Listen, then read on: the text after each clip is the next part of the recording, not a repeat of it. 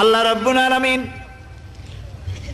কোরআনে কারীমের ভিতরে নবীজির নাম একটি বারের জন্য নাম ধরে তাকে ডাকেন নাই, বরং তিনি বলেছেন তোমরা পরস্পর পরস্পরকে যেভাবে নাম ধরে ডাকাডাকি করো আমার নবীকে সেভাবে নাম ধরে ডাকবে না। আল্লাহ নিষেধ করেছেন আমার নবীর নাম ধরে ডাকবে না। সুবহানাল্লাহি ওয়া বিহামদিহি। এই পৃথিবীতে যত নবী আসছেন সমস্ত নবীরা হলেন এলাকা ভিত্তিক নবী, অঞ্চল ভিত্তিক নবী। এক এক এলাকার, নূহ আলাইহিস সালাম এক এলাকার, মুসা আলাইহিস সালাম আলাক এলাকার, দাউদ আলাইহিস সালাম আরাক এলাকার, এরকম এলাকা ভাগ ভাগ করা। কিন্তু মুহাম্মদ সাল্লাল্লাহু আলাইহি ওয়াসাল্লামকে আল্লাহ রাব্বুল আলামিন কোন এলাকার জন্য নবী বানান নাই।